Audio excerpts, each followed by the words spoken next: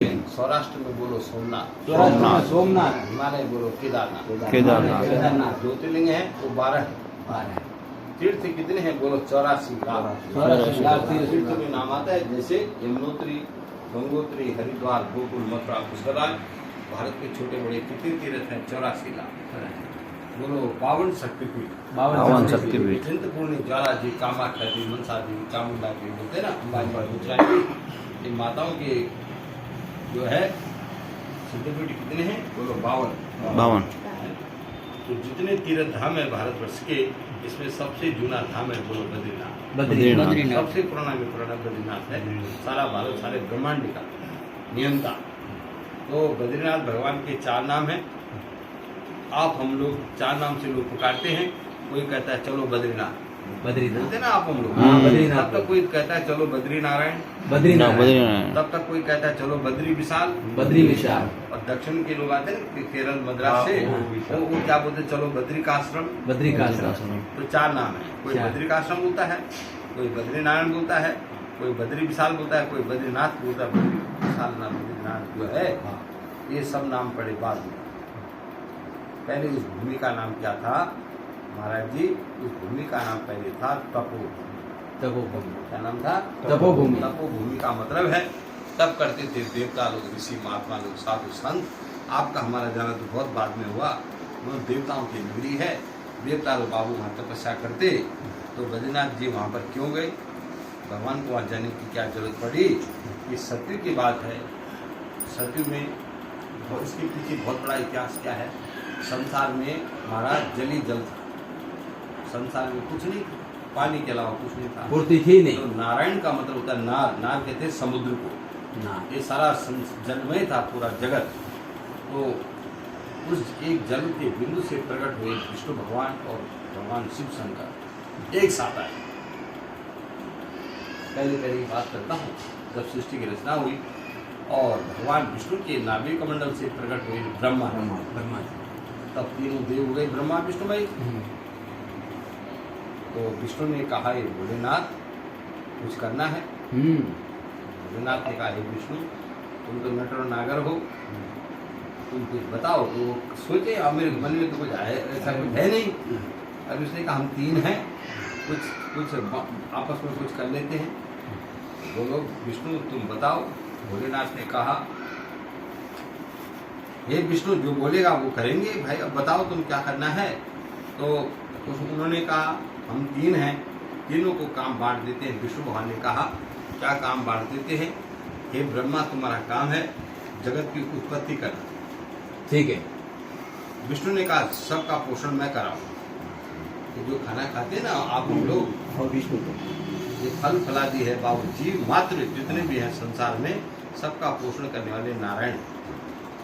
भोलेनाथ को कहा तुम्हारा काम है संसार में जो आएगा, भीड़ भगड़ आता है, इसका निपटारा करना तुम्हारा काम है। यहाँ से जो आएगा उसको हटाओ, इसको भगाने का काम। मरण क्रिया जो है इसका, इसकी उम्र पूरी हो गई, वो काम तुम्हारा। भोलेनाथ अच्छा, हाँ यही होगा। भोलेनाथ ने कहा ठीक है। जब हम लोगों पर घात आती है, बोलते ना घात आती है ना, तब जाते हैं कि भाई ओम त्र्यंबकम यजामहे सुगंधिं पुष्पवाहनम। महादेव का करते हैं ना आप हम लोग, जब तब करते हैं। तो क्योंकि महादेव जो है कष्ट निवारक देवता वही है। कभी कोई कष्ट आवे, जब कोई तकलीफ आवे, भोलेनाथ की शरण में जाओ। तो वो या मैं हूँ कोई भी। तो तीनों देवताओं को काम बांटा गया। तो भगवान विष्णु ने कहा हे ब्रह्मा, अब तेरा काम है संसार की उत्पत्ति का। ब्रह्मा जी का अच्छा। तो ब्रह्मा जी ने से ध्यान लगाया। उनके यहाँ से एक ऋषि प्रकट हुए, उनका नाम क्या था बोलो? कश्यप ऋषि। कश्यप पहले आए कश्यप, और जन्म लेते वो तप करने चले गए। उस आए और सीधे तप बोलते निकल गए। और भगवान विष्णु भी चले गए, भोलेनाथ भी चले गए। तो फिर कुछ समय हुआ, विष्णु ने कहा हे ब्रह्मा, वो जो ऋषि के बाद कुछ हुआ, कोई और संतान का प्रभु मैं तो चुपचाप बैठा हूँ, तेरा काम क्या है? जल्दी कर भाई, तू संसार की उत्पत्ति कर दी, तेरा जब सब हो गया है अब शुरू करो। ठीक है, ब्रह्मा जी ने ऐसे ध्यान लगाया उनके दोनों आंखों से दो देवियां निकली, दो लड़की निकली। जैसे होते ना बच्चे छोटे से हाँ, हाँ। जन्म लेते ना, वो तो ऐसे बड़ी हुए, जन्म लेते ही लेते बड़ी बड़ी हुए दोनों। एक का नाम रखा दिति और एक का नाम रखा अदिति। तो पहले तो भगवान इतने में शिव जी आ गए, विष्णु भी वहां पर थे, ब्रह्मा भी वहां पर थे। आज तीनों उन्होंने कहा ये दोनों देवियां आ गई हैं। तो भोलेनाथ ने कहा हे ब्रह्मा जी, तुम्हारा जो पुत्र तप करने गया था उसको बुलाओ। ओम कश्यपाय नमः बुलाओ। तो मंत्र में ऐसी ताकत थी, बाबू प्रकट होना पड़ा उनको। आगे कश्यप जी, तो विष्णु भोलेनाथ ने कहा हे कश्यप, तो दोनों देवियां हैं, इनके साथ तेरा भी मैं संकल्प में पढ़ता हूँ, तो तेरी शादी करा दी। कश्यप ऋषि से दिति और अदिति की शादी हुई। दिति बड़ी है, अदिति छोटी है। सबसे पुरानी बात कर रहा हूँ मैं, उत्पत्ति। तो दोनों की जब शादी हुई तो दोनों की संतान हुई। तो दिति बड़ी है, अदिति छोटी है। दिति से जो प्रकट हुए हिरण्याक्ष और हिरण्याकश्यप, पहले भयंकर राक्षस जो प्रकट हुए। अदिति है, उनके पुत्र कौन हुए? सूर्य नारायण, चंद्रमा, इंद्र, सब देवता है ना, वो अदिति की संतान है। हाँ, देवताओं की माँ है अदिति, और दिति है राक्षस की माता। दोनों है सगी बहन। तो राक्षस देवता क्या हुए? आपस में भाई भाई, कोई दूर तो है नहीं, पर क्या है मेरे बाबू हिरण्याक्ष और हिरण्याकश्यप जो थे वो मारे गए। उन्होंने गलत काम किया, इसलिए भगवान ने नरसिंह रूप धारण करके 12 रूप लेकर दोनों को खत्म कर दिया। तो दिति को बड़ा भारी गुस्सा, मेरा लड़का दोनों चले गए, होना ही गुस्सा। उसने अपने पति कश्यप ऋषि से प्रार्थना की, हे मेरे पति, मेरे दोनों पुत्र खत्म हुए, इतने बलशाली थे, उनको कोई मार नहीं सकता, तो भी तो मेरी तुम्हारे से प्रार्थना है, मेरे को ऐसा बलवान पुत्र चाहिए। वो तब करने उसने भगवान कश्यप तो ब्रह्मा के पुत्र थे, स्वयं जैसे ब्रह्मा थे ऐसे ही थे। उन्होंने कहा ऐसा गलत काम नहीं, अच्छी बात नहीं तो सोचती। पर दिति ने हट के उनसे बार बार प्रार्थना करती है, वो भी तपस्या करते हैं। दिति कोई साधन तो थे नहीं, वो अदिति कोई साधन तो थे, देवताओं की माँ है, कोई थे वो। तो जब उसने कहा ठीक है, उसका पुत्र हो गया, कश्यप ने उसको वरदान दे दिया, उसका पुत्र हो गया। महाराज जैसे पुत्र जन्म लेता है ऐसे लिया, जन्म ले, जब वो धरती पर आ गया वो लड़का, वो बढ़ने लग गया, उसका आकार बढ़ने लगा।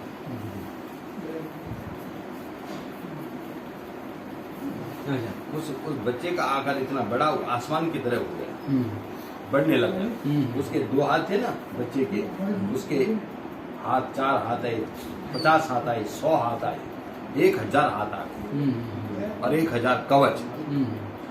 समझ गए आप उस बच्चे के? हाँ। और तब उसको उन्होंने अपने गुरु को बुलाया, तो राक्षसों का जो गुरु है उनका नाम है बोलो शुक्राचार्य। शुक्राचार्य जो बुलाया, भाई ये बच्चे का भी जन्म हुआ, इतना बड़ा हो गया, इसका नामकरण तुम करो। तो शुक्राचार्य ने, जिसके 1000 हाथ है, 1000 कवच है, इसका नाम रखा सहस्त्र कवच। हाँ, तो सहस्त्र कवच जब बड़ा हो गया तो दिति ने कहा बेटा तेरे भाई मारे गए, तूने शिव जी की तपस्या कर। और उसने शिव शंकर की बड़े भारी तपस्या की, शिव जी ने उसको वरदान दिया, और उसने वरदान के प्राप्त से इतना अत्याचार बढ़ाया उस राक्षस, देवताओं के खून करने लगा, ऋषि महात्माओं को खत्म। धरती में देवताओं के ऋषियों की खून पड़े, गाय माता है ना पृथ्वी, ये धरती पृथ्वी गाय का रूप लेकर विष्णु के पास में गई और रोने लगे। देवता रो, ऋषि रो, हमने कोई अपराध नहीं किया, पर कोई इसको मानने वाला है नहीं, इसको ताकत है उसके पास, शिव जी का वरदान है। भगवान विष्णु ने, तो विष्णु है, नटवर नागर है, तो विष्णु ने देखा एक दिन में उसको वरदान था राक्षस को शिव जी का, उसका एक हाथ कौन काटेगा राक्षस का, कि जो 10,000 वर्ष की तपस्या करेगा तब उसका एक हाथ कटेगा। एक हाथ क्या बोला बेटी? क्या बोला? 10,000 वर्ष की तपस्या हो और राक्षस साथ युद्ध हो, 10,000 वर्ष जिसने तप किया हो वही राक्षस का एक हाथ काटेगा, नहीं तो नहीं। ऐसा उसको वरदान। तो भगवान विष्णु ने देखा उसको तो महादेव का वरदान है, तो विष्णु ने सोचा कि 10,000 वर्ष का पुण्य एक दिन में मिले ऐसी जगह है कहाँ। 10,000 साल का पुण्य एक दिन में मिले। विष्णु ने उसके ध्यान लगा के 14 ब्रह्मांड का पता किया। कितने ब्रह्मांड है? 14 ब्रह्मांड कौन है? रसातल, तलातल, भूतल, पाताल, भू, भुव, स्वः, जन्म, मोहन, तपम, सत्यम। अमेरिका, चीन, जापान, भारत, विश्व ब्रह्मांड, स्वर्गलोक, पाताल। विष्णु ने देखा कि 10,000 वर्ष का पुण्य एक दिन में मिले ऐसी जगह है कहाँ। तो जगह है बद्रीनाथ जी। विष्णु ने देखा हिमालय में 1.25 लाख पर्वत है, वो जगह तो है हिमालय में। हिमालय तो ठेठ जम्मू कश्मीर से ठेठ नेपाल तक है, तो मध्य हिमालय कहते हैं। भगवान विष्णु ने देखा हिमालय में 1.25 लाख पर्वतों के अंदर उस पर्वत का नाम लिखा है, बोलो गंधमादन पर्वत। तो बद्रीनाथ के जो पर्वत है उन्हीं का नाम गंधमादन है। गंधमादन? हाँ, गंधमादन का मतलब क्या है कि जहाँ से हनुमान जी संजीवनी बूटी लेकर लंका ले गए थे, वो है गंधमादन। तो गंधमादन में संजीवनी बूटी क्या है?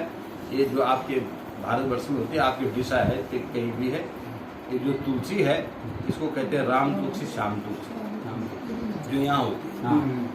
मथुरा वृंदावन में होती है राम तुलसी, श्याम तुलसी। और बद्रीनाथ की जो तुलसी है उसको कहते हैं वन तुलसी। वन तुलसी, वनमाला विभूषितम। भगवान बद्रीनाथ ने अपने लिए प्रकट किया है, वही संजीवनी है। तो उसमें और क्या है? बद्रीनाथ में होता है दमन पत्र, बद्रीनाथ में होता है भोजपत्र, बद्रीनाथ में होता है ब्रह्म कमल, 14,000 फुट की ऊंचाई पर होता है ना। ये सारा पहाड़ उठा के लंका ले गए थे हनुमान जी। सुषेण बैल ने उनको रोटी पिलाई, लक्ष्मण जी ठीक हो गए। सुषेण ने कहा जहाँ से तुम लाए हो हनुमान उसको वहीं रखो। तो उसमें क्या मतलब है कि बद्रीनाथ में जो पहाड़ है ना वो नरनारायण पर्वत है, गंधमादन पर्वत है। उसमें क्या है, रात को जैसे आपके दीपावली पर आप लाइट जगाते हैं बिजली के बल्ब, तो बिजली का बल्ब जलता है बंद होता है, छोटे छोटे बल्ब। इसी प्रकार नरनारायण पर्वत पर आज भी बद्रीनाथ में बिजली के बल्ब चमकते हैं। तो क्या चमकते? जड़ी बूटियाँ चमकती है। इसको तोड़ने के लिए जाओ ऐसे नहीं टूटेगी वो। उसके लिए तो आपको हनुमान जैसे पवित्र होकर जाना पड़ेगा, प्रार्थना करनी पड़ेगी, ऐसे तब टूटते हो। ऐसा नहीं परोपकार के लिए जाओ, कोई व्यापार के लिए, कोई किसी के परमार्थ के लिए जा रहे हैं, तब वो अपने हाथ में उसके अन्य विनय करने के बाद निकलती हो।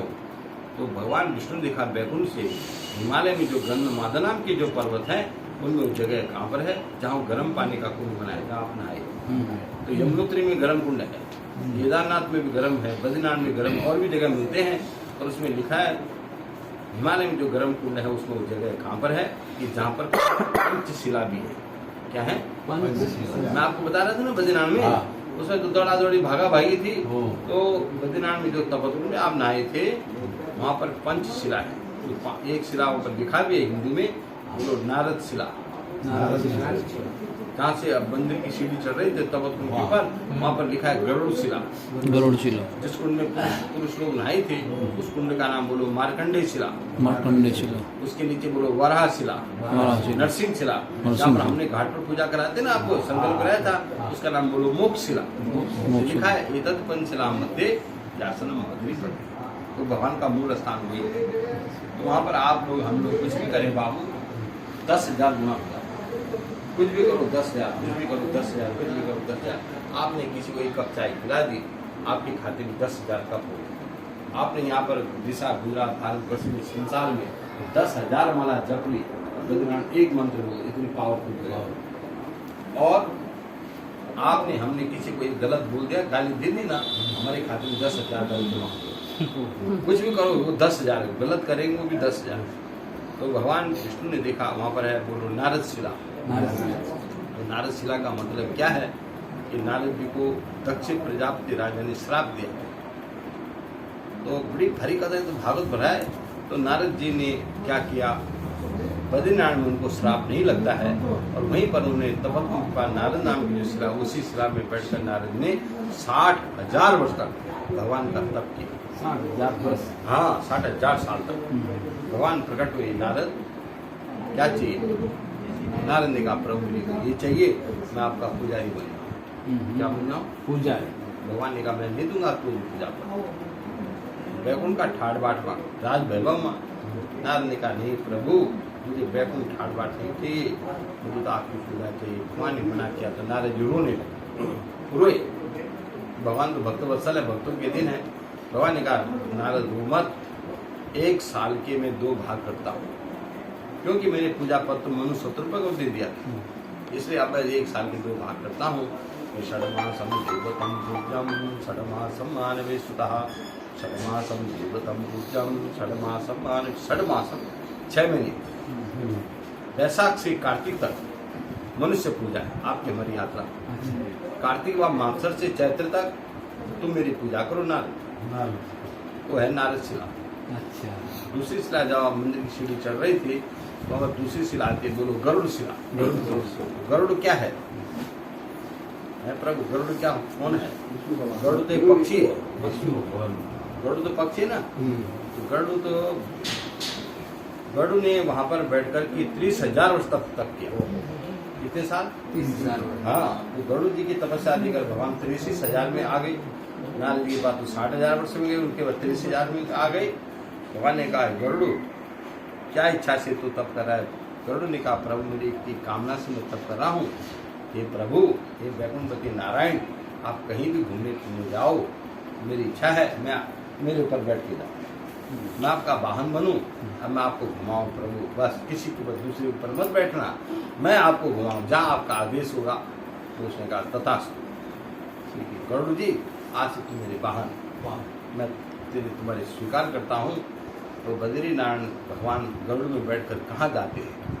उसमें लिखा है बोलो ओम ओम प्रभाते प्रभाते बद्रिकाश्रम बद्रिकाश्रम मध्याह्ने मध्याह्ने मणिकर्णिका मणिकर्णिका भोजनेषु जगन्नाथे भोजनेषु जगन्नाथे सैन्य कृष्ण द्वारिका। सैन्य कृष्ण भगवान अपने गरुड़ में बैठकर प्रभाते बद्रिकाश्रम, प्रभात में जाते हैं बद्री धाम। मध्याह्ने मणिकर्णिका घाट है, काशी जी में नहाने के लिए जाते हैं। काशी। हाँ, मणिकर्णिका घाट काशी। भोजनेषु जगन्नाथे, गरुड़ में बैठकर भोजन करने जगन्नाथपुरी चले जाते हैं। और फिर शयन करने के लिए सैन्य कृष्ण द्वारिका, गरुड़ में बैठकर द्वारिकापुरी शयन करने जाते हैं। हाँ। फिर प्रभाते बद्रिकाश्रम। अच्छा। ये भगवान का गरुड़ पुराण में इसका वर्णन है। वहाँ पर तीसरी है बोलो मार्कंडे। मार्कंडे अजर और अमर है, बड़ी भरी कथाएं हैं। उसके नीचे वाराह शिला, नरसिंह शिला है। भगवान ने 12 रूप लिया, नरसिंह रूप लिया, हिरणाक्ष शिला उसको मारने के लिए, वही बद्री धाम है। वो तो भगवान का घर है, वो तो नारायण का। तो कहने का मतलब है बाबू, विष्णु भगवान ने राक्षस को मारने के लिए 2 रूप लिए, दोनों नर और नारायण। स्वयं विष्णु 2 रूप लिए, नर नारायण। तो बद्रीनारायण में जो गंगा बह रही है ना, वो स्वर्गलोक से आती है, उसका नाम है अलकनंदा। अलकनंदा क्या मतलब क्या है? अलकापुरी के स्वामी। अलकापुरी के स्वामी कौन थे? गुरु कुबेर, लंकापति रावण का भाई कुबेर। कुबेर कौन थे? लंकापति रावण का भाई। और लंकापति रावण का भाई तो है पुलस्त्य वंश विशिश्रवा पिता। उनके पिता है विशिश्रवा, दादा है पुलस्त्य, और लड़का उनका था ये कुबेर, रावण और विभीषण। ये विभीषण जो था और ये कुबेर, ये एक माँ के थे। उनकी माँ का नाम था इडविडा, इडविडा जी माता। विभीषण भक्त आपके भ्राता, कुबेराय नमो, कुबेराय नमो, कुबेराय नमो बोलते ना, इसका मंत्र है। तो रावण की माँ, कुंभकर्ण की माँ अलग है, पिता उनका एक ही है, ऐसा है। तो ये स्वर्गलोक से आती है, अलकापुरी से अलकनंदा, वहाँ कुबेर का पर्वत है। बद्रीनाथ से माणा गांव से थोड़ा आगे है। कहने का मतलब है बाबू, तो अलकनंदा जो बह रहे बद्रीनाथ में, वहाँ पर दो एक गंगा बह रही है ना बेटी, उधर एक पर्वत है, इधर भी एक पर्वत, बीच में पानी बहता है। वो साइड का जो पर्वत है, जहाँ तप मंदिर है, ऊंचे ऊंचे पहाड़ है, उधर बैठे तप करने नारायण, उसका नाम पड़ा बोलो नारायण पर्वत। जहाँ कार मोटरें खड़ी है, बसें खड़ी है, पहाड़ है पीछे, वहाँ पर बैठे नर ने तप किया, उसका नाम बोलो नर पर्वत। वो नर पर्वत है, वो नारायण पर्वत, बीच में गंगा मेरी अलकनंदा, यही तो है ना, समझ रहे हैं। तो नर नारायण जब अवतरित हुए तब मंदिर नहीं था। मंदिर तो आदि गुरु शंकराचार्य भगवान ने बहुत बाद में बनाया, पर बद्रीनाथ मंदिर में बहुत बड़ा चमत्कार है। आप बोलो क्या चमत्कार है? चमत्कार ये है, सुबह 4 बजे मंदिर को खोलते हैं, भगवान के मंदिर को खोलते हैं सुबह 4 बजे। तो 4 बजे खोलते हैं बाबू, तो उसमें इतना अंदर इतना बड़ा जोत है, उस जोत में हम घी भरते हैं, 2.5 किलो घी में फुल हो जाता है। इतने घी में 2.5 किलो, इतनी बड़ी बत्ती, लंबी बत्ती बनाते हैं, मोटी जाड़ी, सुबह 4 बजे उसको प्रकट करते हैं। फिर कल सुबह फिर 4 बजे खुलेगा, वो घी खत्म, उसमें फिर 2.5 किलो घी भराया जाता है, नई बाट। परसों भी 2.5 किलो, परसों भी 2.5 किलो, रोज का काम। पट खोलने से पट बंद, जिस दिन कार्तिक पूनम को पट बंद होता है ना बद्रीनाथ का दरवाजा, उस दिन में 2.5 किलो घी। हाँ, जब 2.5 किलो घी उसमें पड़ता है तो आखिरी दिन जोत जला देते हैं, तो सारे पंडा पुजारी है ना, ये तो हमको चाहिए, सारे पंडा पुजारी जो है, यात्री साधु संत रोते हैं उसे, सबकी आंखों में आंसू आते हैं, हे बद्री नारायण, आज तुमको बंद करके हम नीचे जा रहे हैं, आपको बर्फ में छोड़ देंगे। और बर्फ पड़ना पड़ता है ना, ओ भगवान आपको छोड़ के जा रहे हैं, कारण ये तुम्हारी लीला है कि 6 महीने मनुष्य रहेंगे, 6 महीने देवता रहेंगे, क्योंकि इसमें अलाउंस होता है बद्रीनाथ मंदिर से, जो पटबंद के बाद बद्रीनाथ रहेगा उसको ब्रह्म हत्या का पाप लगता है। तो 6 महीने जब पटबंद होते हैं तो चारों तरफ मिलिट्री आ जाती है, भारत चीन का बॉर्डर है ना वो, चाइना, तो मिलिट्री आती है, मिलिट्री चारों तरफ ताला मार देती है। और हम लोग जितने बद्रीनाथपुरी के हैं, माणा गांव के लोग हैं, कहाँ जाते हैं, देवप्रयाग, रुद्रप्रयाग, कर्णप्रयाग, नंदप्रयाग, चमोली, जोशीमठ, पांडुकेश्वर, चट्टी, सारा बद्रीनाथ खाली, हम नीचे उतर जाते हैं। फिर 6 महीने के बाद जब पट खुलेंगे, वैशाख आखा त्रिक, अंग्रेजी बोलते 8 महीने पट खुलेंगे, बड़ी भीड़ होती है, कम से कम पट खुलने के दिन 1 लाख आदमी रहता है, इतनी भीड़, सारी दुनिया के सामने। जब मिलिट्री के ऑफिसर ताला खोलते हैं, मिलिट्री ताला खोलती है, बोल बद्रीनाथ भगवान की जय, तो दीवा दम दम दम दम दम दम बत्ती जोर चल रही है, और घी भरा का भरा रहता है, और मंदिर के अंदर फूलों का ढेर, तुलसी का ढेर, ताजे ताजे फूल, ताजे फूल, अभी हाल कोई पूजा करती है, और घी भरा है, जो जल रहे दम दम दम, बड़ा भारी चमत्कार है। तो 6 महीने पूजा करता है, कारण क्या है, 6 महीने भगवान की पूजा करते हैं, देव ऋषि नारद जी, माता लक्ष्मी भोग लगाती है, और 6 महीने देव यात्रा, यक्ष किन्नर करो तो कहो तो ज्ञान गंधर्व प्रकाशितम, सिद्ध मुनिजन कर जय जय श्री बद्रीनाथ संभ्रम, श्री लक्ष्मी कमला चमन डोले, इंद्र चंद्र कुबेर दिन का धूप दीप प्रकाश। कहने का मतलब 6 महीने देव पूजा है, 6 महीने मनुष्य यात्रा है, 6 महीने देव यात्रा है। इस बद्रीनाथ मंदिर को बने कितने साल हो गए, बोलो 1800 साल हो गए। 1800 वर्ष पहले आदि शंकराचार्य भगवान ने भगवान की स्थापना की, और ये धाम कब का है, बोलो सत्य का मतलब क्या है, करोड़ों साल पहले भगवान माता करने आई थी। भगवान विष्णु की पत्नी का नाम क्या है, बोलो महालक्ष्मी। माता लक्ष्मी ने देखा बैकुंठ से, मेरे पति बोले थे मैं तप करने जा रहा हूँ हिमालय में, एकांत में तपस्या होती है, देवी मत आना। पर माता लक्ष्मी ने देखा मेरे पति को गई बहुत समय हुआ, भगवान पाछा क्यों नहीं आया, चिंता हुई, किसको बोलो। तो लक्ष्मी माता अकेली बैकुंठ को छोड़कर अकेली हिमालय आई, कोई कार में नहीं आई, पहाड़ों को पकड़ते अकेली। जब लक्ष्मी माता ने हिमालय आई और उसने भगवान की दशा देखी तो रोने लग गई। उसमें क्या लिखा है, जब लक्ष्मी माता अपने पति को देखती है कि मेरे पति तो उनका जटा मंडल बिखरा है, बाल बिखरे हैं, भगवान की आंखें बंद हैं, सारा शरीर बर्फ से ढका है। इस दृश्य को जब लक्ष्मी माता ने देखा, उसकी आंखों में आंसू आ गए, और माता लक्ष्मी रोने लग गई, हे प्रभु कैसे मैं तुम्हारी सेवा करूं, इस प्रकार तुम्हारा सेवा तुमको बोलूं तो तुम्हारा तब भंग होगा।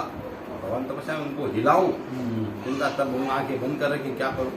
तो माता लक्ष्मी ने देखा ये बोलूं भगवान को हिलाऊं, ये भी ठीक नहीं, क्योंकि तब पे दूर करना ठीक नहीं मुझे, परंतु इनके पर जो बर्फ पड़ रही है इसको मैं रोक दूं, बर्फ को अटकाऊं। क्या क्या लक्ष्मी जी ने अपना देह त्याग कर दिया, और परंतु वो तो सती थी जगत जननी, उसने शरीर को बदल दिया लक्ष्मी माता ने, और बदल करके क्या बन गई, बोरडी का झाड़, बेर का पेड़, बोरडी का झाड़ बन गई। जैसे वो नहीं होते छोटे छोटे फल, भगवान के श्री कमरा है या मन में छाया करता है ये रूम, इस प्रकार लक्ष्मी माता ने बोरडी का घटदार वृक्ष, पत्ते के पत्ता, कांटा पर कांटा, जितना बर्फ पड़े मेरे ऊपर पड़े, मेरे पति के पर बर्फ का छाटा न पड़े। जब लक्ष्मी माता ने विशाल बोरडी का झाड़ बनी तो स्वर्ग से देवता लोग फूलों की वर्षा करते, पुष्प वृष्टि होती, लिखा है तब करते करते करते 1000 वर्ष हो गए। 1000 साल के बाद जब भगवान की आँख खुली, विष्णु दिखा इतना बड़ा झाड़ कहाँ से है। जब मैं तब कराव माटे बैठा तब तो कुछ था नहीं, इतना बोल का इतना बड़ा झाड़। भगवान तो अंतर्यामी वैकुंठपति एक पल में पहचान, तो लक्ष्मी है। भगवान की आंखों में आंसू आ, भगवान ने कहा धन्य धन्य ये लक्ष्मी, मैंने तो तप किया पर मुझसे बड़ा तप तो तूने किया। हे देवी, आज मैं तुझे वरदान देता हूँ, कलयुग में धाम प्रकट हो जाएगा। जब ये धाम बनेगा पहले आपका नाम आएगा, बाद में मेरा नाम बाद में आएगा। पहले आपका नाम, हिंदी में बोलते हैं बोलो बेर का पेड़, और गुजरात में बोलते हैं बोरडी का झाड़, और हमारे संस्कृत में बोरडी को कहते हैं बद्री। बोरडी का नाम क्या है? बद्री। बद्री। ऊपर से बोलो बद्री, बद्री, और सब कर रहे हैं नारायण, नारायण, बोलो बद्री नारायण। बद्री, ऊपर से बोलो बद्री, बद्री। उसके नाथ है, उसके पति को नाम कहते हैं ना, बोलो बद्रीनाथ। बद्रीनाथ। माता लक्ष्मी ने मोटा झाड़ बनाया तो उसको विशाल बोलते हैं, मोटा नहीं विशाल, बोलो बद्री विशाल। बद्री विशाल। ये जो कमरा है इसको आश्रम भी बोलते हैं। पुराने महाराज जी का आश्रम बोलते हैं ना, पुराने बाबा जी का आश्रम है। तो वो तो हिमालय में बैठे स्वयं नारायण, उनके ऊपर आश्रम बना रही जगत जननी महालक्ष्मी, उससे बड़ा आश्रम फिर कौन होगा? इसलिए उसका नाम है बद्री का आश्रम। बद्री का आश्रम। बाबू, तो बद्री नाम लक्ष्मी माता का है। तो भगवान कहते हैं देवी, जो लोग यहाँ सच्चे मन से आएंगे उनको क्या होगा? बोलो जो गया बद्री, जो गया बद्री, उसकी काया सुधरी, उसकी काया सुधरी, आवे उधरी, आवे उधरी, तो कभी न हुए दरिद्री। कभी न हो बद्रीनाथ आता है ना, उसका फिर जन्म नहीं होता है, उसको फिर माँ के घर में जन्म लेने की जरूरत नहीं पड़ती है, पर उसके पीछे भी कारण लिखा है क्या करना चाहिए। आपने भगवान के दर्शन तो किए, मैंने भी किया, आपने भी किए, हम तो कर ही रहे हैं, पर आपके लिए भी है वही कानून, वही मेरे लिए भी है। जिसने बद्रीनाथ के दर्शन के लिए डाया भाई, उसको क्या करना चाहिए, चाहे आप अमेरिका रहो, चाहे उड़ीसा रहो, चाहे बम्बई रहो, कल कहीं भी रहो संसार में, जब रात सो जाते ना पथारी में, तो आधा मिनट के लिए, आधा सेकंड के लिए रोज बद्रीनाथ पहुंच जाओ मन से पहुंच। पथारी में पड़े पड़े किसी से बोलने की जरूरत नहीं, तो मन के अंदर बोलना है श्रीमन नारायण नारायण नारायण, बद्री नारायण नारायण नारायण, लक्ष्मी नारायण नारायण नारायण। ऐसे पहुंचे बाबू, इतना बोलना है, रोज बोलो। भगवान बद्रीनाथ कहते हैं लक्ष्मी, जो लोग मुझे याद करते हैं देवी, उनको मैं भी याद करता हूँ। जो मुझे भजता है उसको मैं भी भजता हूँ, तो क्यों नहीं भजिया। अब इतने में भगवान प्रसन्न है बाबू, जब हमारा मरण आएगा तो डायरेक्ट भगवान के परम पद को प्राप्त हो जाएगा। पुनरपि जन्म पुनरपि मरणम पुनरपि जननी चक्रे शरणम, यह संसारे बहुत दुस्तारे, कृपया पाहि पाहि मुरारे, भज गोविंदम भज गोविंदम भज गोविंदम मूढ़। तो कहने का मतलब बाबू, तुम या मैं हूँ, कोई भी हो, बिगड़ नारायण की प्राप्ति के बगैर संसार में कुछ नहीं है ना। यह संसारे खलु दुस्तारे, कृपया पाहि पाहि भज, बोलते ना आदि शंकराचार्य, हाँ उन्होंने तो बद्रीनाथ किया, उन्होंने सनातन धर्म की रक्षा करने वाले वही थे। तो कहने का मतलब है बद्रीनाथ भगवान कहते हैं देवी, इस धाम में जो लोग शरीर छोड़ देते हैं उनको परम मोक्ष मिलता है। तो पहले जमाने में क्या था, तुम हो या मैं हूँ, कोई बाबू जूने जमाने की बात थी। पहले जमाने बोलते बेटा, ये मेरे गांव के लोगों, मैं तो बद्रीनाथ जा रहा हूँ, घर में राम राम करके जाते, घर में छुल्ली अवस्था छिल्ला था, बड़ी मोटी उम्र में जाते थे। जब हम लोग बुढ़े हो जाते तो भाई हमारे लड़का लड़की की शादी कर ली, अपने सब कोई काम बाकी नहीं है, सब काम से निवृत्त हो गए। फिर लड़का गांव को बोलते भैया मैं हिमालय जा रहा हूँ, घर आ जाऊंगा तो ठीक है, नहीं आऊंगा तो कोई रोने वाला भी नहीं, कोई हंसने वाला। घर से विदा होके जाते थे, जो बद्रीनाथ गया सो गया, फिर पाछा नहीं, खुदा की कोई पाछा आ भी गया, 1-2 महीने 4 महीने वो जय सीताराम तक खत्म। तो पहले जो यात्री गए थे ना बद्रीनाथ शरीर छोड़ने जाते थे, तो पहला यात्री कौन गया था, बोलो 5 पांडव। पहले यात्री वो थे। उसका वर्णन आता है कि किताबों पुराणों में ये 5 पांडव कैसे गए। जब आपको पता है बाबू कि महाभारत युद्ध में पांडवों ने सबको मार दिया, तो पांडवों के ऊपर गुरु हत्या लग गई, उन्हें मारा ना गुरु द्रोणाचार्य को। तो कृष्ण ने कहा पांडव तुम्हारे पर गुरु हत्या लग गई है, ऐसे पापों से मुक्त होना हो, हिमालय में केदार बद्री जाओ, इसके अलावा कोई दूसरा रास्ता है नहीं, तो तुम्हारे पाप मिटेंगे, जाओ। तो पांडव पहले केदार गए, फिर गए बद्री, नहीं महाराज। और भगवान कृष्ण ने कहा पांडव ने कहा ना प्रभु हमारे साथ चलो, हम तुम्हारे, तो पांडव कृष्ण ने कहा पांडव तुम केदार होते बद्री का आश्रम चलो, मैं तुमको मिलूंगा बद्री धाम, तुम चलो केदार होते मैं बद्रीनाथ मिलूंगा। इतने में कृष्ण भगवान कुरुक्षेत्र से द्वारका धाम चले गए और द्वारका को डुबा दिया समुद्र में, और 56 करोड़ वेदविषयों को श्राप दे दिया और सबको खत्म करा दिया कृष्ण ने, और चले गए प्रवास से भालका तीर्थ, आपके सौराष्ट्र में ना। तो उनके बचपन की सखा मिले वहां पर, कौन बोलो, उद्धव जी। उद्धव जी का वर्णन आता है। उद्धव कौन थे मैं आपको बताऊं। उद्धव और कृष्ण, सुदामा, श्रीदामा, ये साथ पढ़ते थे गुरुकुल में। 8-8 वर्ष की उम्र थी, कृष्ण की भी 8 साल की उम्र थी, उद्धव जी की भी, सुदामा, श्रीदामा जितने थे उनकी सका 8-8 वर्ष के बच्चे थे वो। तो स्कूल की रजा होती है ना, परंतु जब नंबर आते थे क्लास में, टीचर देता है नंबर, तो उद्धव की आती थी 100 बटे 100 नंबर, कृष्ण की आती थी 100 में 80 नंबर, कम, और उसके आती थी सुदामा की 60 नंबर। कहने का मतलब है ऐसा वर्णन ये संत लोग बोलते हैं।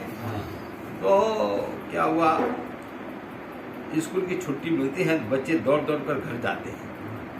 वो उद्धव जो है खोपड़ीबाज था, जब छुट्टी हो गई तो वो कृष्ण के पास खड़ा होकर हे कृष्ण, अब छुट्टी हो गई, प्रभु आप अपने घर जा रहे हैं, मैं अपने घर जा रहा हूँ, जाना पड़ेगा, परंतु मेरे को आपको छोड़ने की इच्छा नहीं होती है कृष्ण, तुम मुझे कुछ अपनी निशानी दे दो प्रभु। अब कौन कह रहा है, उद्धव कह रहा है, कृष्ण कह रहा है निशानी दो। तो कृष्ण ने बोला मैं तुझे वो क्या निशानी दूं। कृष्ण भगवान के गले में माला थी, वो माला उतार करके ले भाई उद्धव, ये मेरी माला है, तू अपने पास, ये मेरी निशानी। उद्धव तो हर खोपड़ी बात, उसने कहा प्रभु इसमें दाने दाने हैं, इन दानों में कुछ बोलना पड़ता है, बोलना तो पड़ता है, तो क्या बोलूं। तो कृष्ण ने फिर उसको कहा इसमें बोलना पड़ता है ओम नमो भगवते वासुदेवाय, ये मेरा बीज मंत्र है उद्धव। बात तूने जब बोल दिया तो मैंने बोल दिया। अब वो उद्धव उसको रटने लग गया। अब उसके बाद उद्धव ने बहुत ढूंढा कृष्ण को, उद्धव को फिर कृष्ण की मुलाकात नहीं हुई। दोनों बुढ़े हो चले। आज उद्धव को कृष्ण भगवान मिले प्रवास क्षेत्र में, तब दोनों बुजुर्ग हो गए। तो उद्धव इतना रोया, रामचंद्र डोंगरे महाराज थे आपके, वो इस पंक्ति को जब गाते थे रोते थे। तो उद्धव भगवान के चरणों में दंडवत कर दिया, उनके चरणों में पड़ गया और इतने आंसू आए उद्धव के आंसू से, उसने भगवान के चरणों को धो डाला। तो पानी का लोटा की जरूरत नहीं पड़ी, आंसू से धोया और भगवान के चरण में लोट पड़ गया। तो कृष्ण ने उसको उठाकर अपने गले लगा दिया। इसको हे उद्धव इतना क्यों रोता है, हे कृष्ण मैंने आपको कहाँ नहीं ढूंढा, पर कभी मिले नहीं, आज प्रभु तुम मिले। हे प्रभु इसलिए रो रहा हूँ कि तुमने बचपन में माला दी थी, वही माला ये है। आज भी इसी का जप करता हूँ, प्रभु क्या हुआ प्रभु बहुत दिन हो गए आपका ध्यान नहीं लगता। बहुत कोशिश करता हूँ ध्यान लगाने पर मेरा मन भटकता है, मेरा मन स्थिर नहीं रहता। अब आप सोचो क्या बोल रहे हैं उद्धव। ये उद्धव कौन था, एक पथारी के अंदर सोते थे कृष्ण और उद्धव। उद्धव का जूठा कृष्ण खाते, कृष्ण का जूठा उद्धव खाते, ऐसा था। अब आप सोचो बाबू, वो उद्धव कह रहा है मेरा मन स्थिर नहीं है। जब उद्धव का मन स्थिर नहीं है तो हमारा मन कैसे रहेगा, इसलिए हम तो कलयुगी लोग हैं। तो कृष्ण ने कहा उद्धव कहने लगा प्रभु इस कलयुग से कैसे मुक्त हूँ, रात दिन में आपका जप करो प्रभु, मुझे कुछ नहीं चाहिए। तो कृष्ण ने कहा उद्धव इसके लिए एक ही रास्ता है, तो बद्री धाम चले जा। कहाँ चले जा, ये लिखा है, कहाँ पर लिखा है, श्रीमद् भागवत के 29 अध्याय 10वें स्कंद में लिखा है। उद्धव जी तुम बद्रीनाथ धाम चले जाओ, और बद्रीनाथ में क्या करना होगा, कोई खटाई मिठाई नहीं मिलेगी आपको, कोई चकाचक नहीं मिलेगा। जिसको चकम चका करना हो, राज का रण छोड़ टीकम तब कारण बद्रीनाथ तो राजा है, यहाँ तो कष्ट किया, वो तो तपोभूमि, वहाँ तो चने की दाल चढ़ती है बद्रीनाथ में, और कच्चे चने की दाल। जिसको कष्ट सहन करना हो, साधना करनी हो, तपस्या बाबू तो हिमालय पर, जिसको ठाड़ बाड़ करना हो हिमा इधर आ जाए। तो अभी तो साधन हो गई, व्यवस्था हो गई, नहीं तो पहले आज से 40 साल पहले वहाँ कुछ नहीं था। मेरे को सब एक एक पल याद है। आपने बाबू दाल खाया था? हाँ, अच्छा किया, तो प्रसाद है जी जी, भगवान का भोग पाया, बहुत बड़ा भाग्य है। हाँ।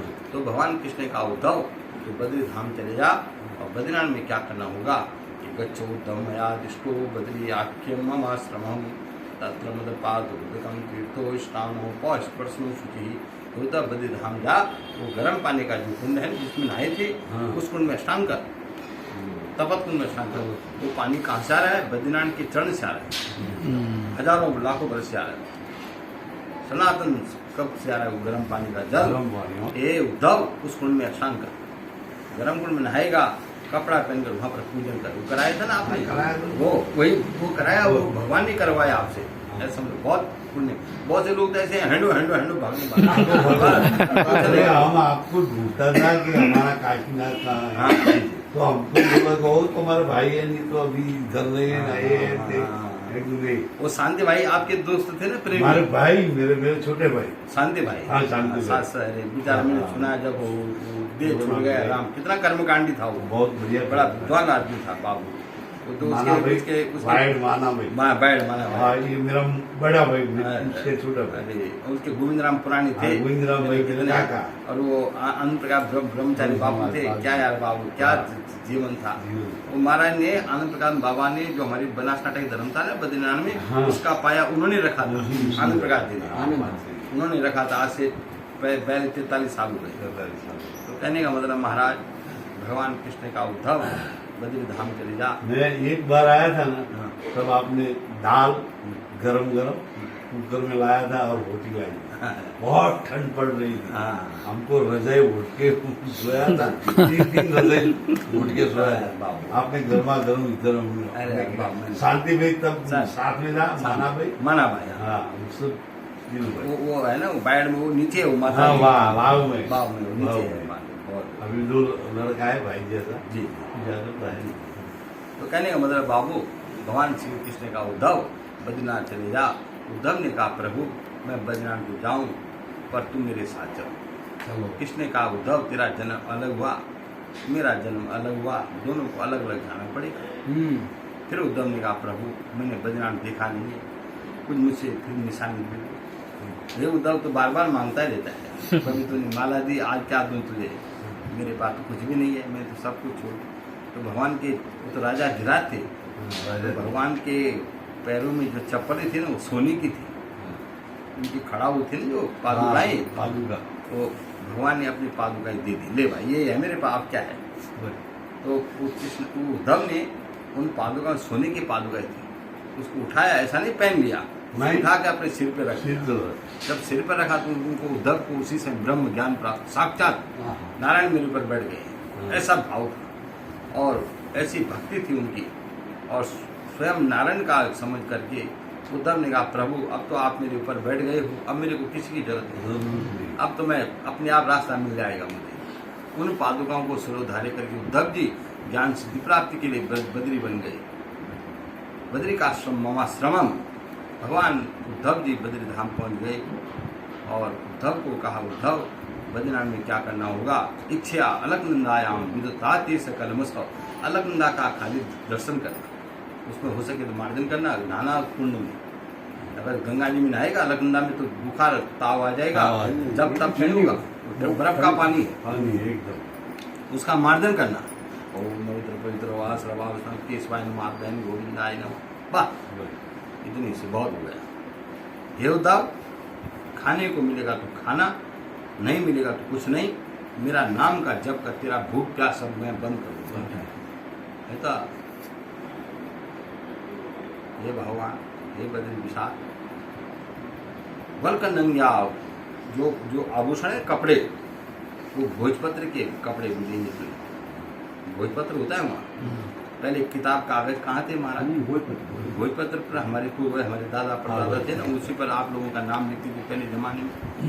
पर ये कागज तो बाद में आया ना भारत में। हमारे पास अभी भी पोथियाँ है ना, हमारे भाई उस पर लिखते हैं हम। पहले भोजपत्र आज भी है हमारे पास बड़े जुड़े। तो कहने का मतलब महाराज, भगवान कृष्ण के कहने पर उद्धव जी बद्री धाम गए और पांडव गए पहले केदारनाथ। और कृष्ण ने बद्री का अपने प्रवास क्षेत्र में शरीर का त्याग किया। अनेकम रूप रूपाय विष्णु, भगवान ने वहाँ पर शरीर का त्याग करके बद्री धाम कौन गए? और कृष्ण नारायण। और पांडव गए पहले केदार। केदार की कथा सुनाऊं कि सॉल्ट कर दूं? नहीं, थोड़ी शॉर्ट सुनाओ। हाँ, तो केदारनाथ में जब पांडव गए तो पांडव वहाँ पर गए। शिव जी ने क्या किया बेटी? शिव जी बन गई भैंस। भैंस बन गई। क्या बन गई? भैंस। भैंस आप बोलते हैं पशु, पाड़ा। ये बड़ी कथा मैं आपको शॉर्ट कर रहा हूँ कि पांडव मुझे पहचाने नहीं, इसलिए भगवान पाड़ा बन गए। पर पांडव के साथ जो सहदेव था, नकुल सहदेव, ज्योतिषा त्रिकालदर्शी, सहदेव ने कहा भाई भीम, वो पाड़ा जो घूमता है शंकर भगवान। जब पांडव दौड़े, वो पाड़ा धरती के अंदर घुस गया, उसका मुंह निकल गया नेपाल में, जिसको आप हम कहते पशुपतिनाथ। पशुपतिनाथ पाड़ा मैंने पशु, पशुपतिनाथ कहलाए। और उसी समय भीम ने पांचों पांडव ने छलांग मारी, भगवान की पीठ को पकड़ के, पाड़ा की पीठ हाय हाय करके पांडव जब रोए तो शिव जी ने आकाशवाणी करी, पांडव मैं खुद शंकर हूँ, तुम मेरी पीठ पर घी का लेप करो। गाय का लेप करो, घी का। पांडव ने घी का लगाया। पर कौन सा घी? ऐसा बाजार का घी नहीं, देसी गाय का घी। देशी गाय का घी जो पथमिड़ा मिलेगा है, देसी गाय का घी। अगर आपने, आपको कह रहा हूँ पसपीड़ा सुनो, आप भी कोई भी परेशानी आ जाए जीवन में, बताया भाई मैं आपको एक युक्ति बता रहा हूँ। कभी जिंदगी में इस केदार खंड से एक शिक्षा मिलती है, कभी जिंदगी में कोई परेशानी आ जाए, उसमें लिखा है केदार खंड में, कभी कोई परेशानी आ जाए तो किसी के पास मत जाओ। उसमें क्या लिखा है महाराज कि देसी गाय का घी वो आधा चम्मच, बताना नहीं किसी को, चुपका इतने हाथ में थोड़ा सा ले गए। और ठीक 3:30 बजे उठना पड़ेगा पथारी सुबह उठ जाओ, फिर शौच क्रिया जाके नहा धो करके स्वच्छ कपड़ा पहन करके, भूले को वस्त्र पहन करके शिव जी के मंदिर में जाओ। कौन सा शिव जी? जिसकी 12 महीने पूजा होती है। अपने घर पे शिव जी हैं, पर क्या है वो सूतक पातक लगते रहते हैं, इसलिए शिवालय मंदिर में जाना पड़ेगा जहाँ 12 महीने, उस शिवलिंग पर जाओ जिसकी 12 महीने पूजा होती हो। और ठीक जब 3 बजे उठोगे तब तो 4 बजे पहुंचोगे। ठीक 4 बजे ऐसे करके घी लगाओ शिवलिंग पर, और फेरो हाथ को लगभग 4 से 5 मिनट तक, और उसमें बोलते रहो ओम नमः शिवाय, ओम नमः शिवाय, बोलते बोलते मन के अंदर बोलो ओम नमः शिवाय, नमः शिवाय, नमः शिवाय, बोलते बोलते, और वहाँ पर मत्था टेक दो सिर 5 मिनट के बाद, और टेको और अपनी व्यथा बोल दो, प्रभु मैं इस चिंता में डूब गया, पोखरिन में क्या हो, कोरिन में मेरा लड़का परेशान हो गया, ये हो गया, इसको कोई भी आता है, तुम या मैं, बड़े बड़े तपस्वी देवताओं को कष्ट आता है। स्वयं पांडवों को जब ऐसा कष्ट आया जो स्वयं देवताओं के बच्चे थे, हैं, तो समझो बाबू अपने गया संकट।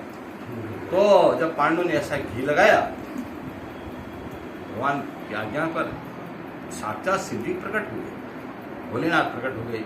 शिव जी ने एक हाथ द्रौपदी के सिर पर रख दिया, दूसरा हाथ भीम अर्जुन नकुल सहदेव 5 भाइयों के सिर पर अपना हाथ रखा।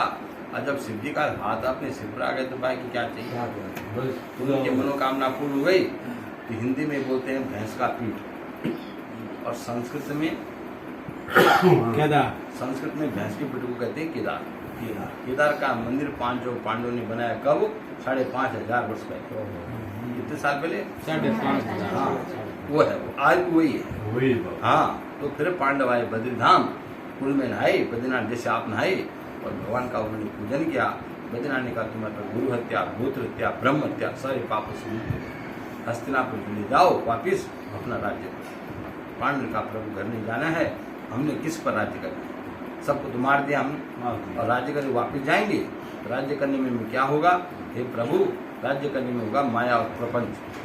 जब राज्य करने में माया प्रपंच होगा फिर भक्ति नहीं होगी, जब भक्ति नहीं होगी फिर पाप बढ़ेंगे। इसलिए हम यहाँ पर आए आपके चरणों में, अब हमको वापस नहीं जाना है। अब आपके दर्शन करते करते करते हे बद्री विशाल, आपके चरण पर त्याग करना है, हमको घर नहीं जाना। भगवान ने कहा ऐसी बात है पांडव, मैं स्वर्ग का राज्य देता हूँ, आगे आगे बढ़ो, और मैं तुमको परम पद की प्राप्ति देता हूँ, जिस राज्य का कभी नाश नहीं। तो बद्रीनाथ में तब उनके पास जहाँ पर आपको संग्रह कराया था उस शिला का नाम बोलो मोक्षशिला। मोक्षशिला। पांडव मुक्ति को प्राप्त होने लगे, वहाँ से 3 किलोमीटर आगे भारत का आखिरी गांव है बोलो माणा गांव। माणा गांव के पास है बोलो गणेश गुफा, गणेश गुफा, वेद व्यास गुफा, वेद व्यास 18 पुराण महाभारत लिखे गए। बड़ी भारी कथा है, मैं तो सॉल्ट कर दिया।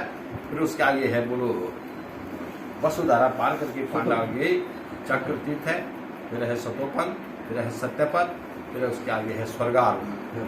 मतलब सहदेव भी द्रौपदी गई, नकुल सहदेव गए, अर्जुन चले गए, भीमसेन चले गए, अकेले रह गए युधिष्ठिर। जब युधिष्ठिर स्वर्गारोहण पर्वत पर पहुंच गए, बद्रीनाथ से 45 किलोमीटर पर है, बहुत ही कठिन जोखिम भरा, कोई रास्ता थोड़ी है। जब युधिष्ठिर महाराज वहां पहुंचे, उनको लेने के लिए स्वर्ग से पुष्पक विमान आ गया। युधिष्ठिर को देवता बोले, युधिष्ठिर महाराज भगवान ने हमको भेजा है, युधिष्ठिर को इस पुष्पक विमान में बैठा के स्वागत के साथ बैकुंठ को लाओ। युधिष्ठिर ने कहा, उनके साथ था एक कुत्ता। क्या था? कुतरा बोलते नहीं है, हाँ, तो बीमार पड़ गया कुतरा। तो युधिष्ठिर ने वो बीमार कुतरा को उठाया अपनी गोद में। तो स्वर्ग के देवता बोले, ये युधिष्ठिर, ये कुतरा को हम नहीं ले जाएंगे इस बार, ये स्वर्ग तो किसके लिए है जिसने अच्छे अच्छे कर्म अच्छे पुण्य किए, उस कुतरा को छोड़ो। युधिष्ठिर ने कहा, हे देवताओं, तुम तो कहते हो ठीक, मेरे बलवान भाई थे भीम जैसे भाई अर्जुन नकुल सहदेव, कोई किसी ने मेरा साथ नहीं दिया, ये कुतरा ने मेरा साथ दिया। देवताओं, बहुत दूर से हमारे दोनों, ये यहाँ पर बीमार हो गया।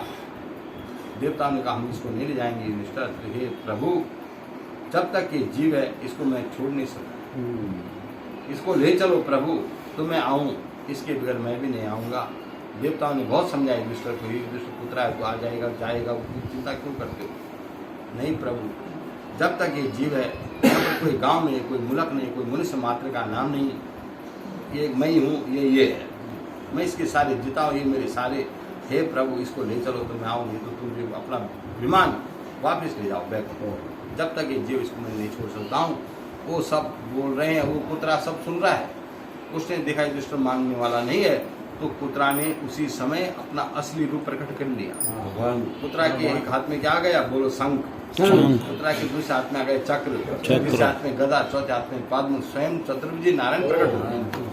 युधिष्ठिर ने भगवान के चरण पकड़ लिए, हे नाथ ये क्या किया? तो भगवान के आंखों में प्रेम के आंसू भर गए। युधिष्ठिर को उठा के गले लगा रहे, सत्यवादी, मैंने तेरी बड़ी भारी परीक्षा की, धन्य धन्य है, तेरा नाम युधिष्ठिर है, आज से तेरा नाम पड़ेगा धर्मराज युधिष्ठिर। भगवान को सदैव ले गए बैकुंठ। तो कहने का मतलब है अश्वत्थामा हतो हतो नरो भानु कुंजरा, वही जगह है। तो कहने का मतलब है पांडवों ने देह त्याग किया। उसके बाद जो भी लोग आते थे ना, आपके पूर्वज हमारे पूर्वज, वहाँ शरीर त्याग करते थे। आप गया जाओ, गोकुल मथुरा जाओ, द्वारिका जगन्नाथ जाओ, रामेश्वर जाओ, दूसरे तीर्थ में लिखा है धन छोड़ो मन छोड़ो, पर बद्रीनाथ में खरे खर मातम लिखा है बद्रीनाथ धाम का, इस शरीर त्याग करते हैं। शरीर छोड़ने का धाम है, पर इस कलिकाल में कौन शरीर छोड़ा? अभी कलयुग में बद्रीनाथ में बोलते हैं शरीर छोड़ो, वो बोलेगा हम नहीं मानते तुम। यात्रा नहीं ठहरते ना बाबू, अपनी बनासकांठा की धर्मशाला है ना बद्रीनाथ में, तो यात्रियों का फोन आता है दूसरे दिन, पंडित जी हम आपकी धर्मशाला में ठहरे थे, मेरा चार्जर छूट गया। चार्जर यार बाबू मिल गया, जब वो चार्जर जल्दी से आओगे मेरा चार्जर पाछा लेता आओगे, मैं ले आऊंगा। कोई बोलता मेरा पैंट छूट गया महाराज ले आओ, कोई बोलता मेरी बैटरी छूट गई ले आना पाछा, मैं ले आऊंगा। तो कहने मतलब पहले थोड़ा छूटता है, हाँ कोई पुराना बैटरी छूटती नहीं है तो कहने का मतलब बाबू ये है, ये बैकुंठपुरी है जहाँ बद्री नारायण रहते हैं, उस भूमि को बैकुंठ कहते हैं। वो बैकुंठपुरी है। धन्याम गली की घोरे जे नरा बद्री गति, धन्य जो पुरुष लोग बद्रीनाथ जाते हैं। अष्टदश पुराणेषु व्यासस्य वचनं द्वयम्, 18 पुराणों की रचना हुई वहीं हुई बद्रीनाथ व्यास गुफा। गणेश जी लिखते गए, वेद व्यास भगवान बोलते गए। हम माना गए, माणा में है ना वो माना ही गया, वहाँ से वो प्रकट पानी पड़ता था ना, वो वहाँ गए सरस्वती मंदिर का लास्ट। आवाज क्या डर लगे, उससे आगे फिर नहीं गए। चलो यार बाबू, बाद में बापू वो बर्फ गिरने पड़ा, बराबर इतने बड़े बड़े, हम डर गए कि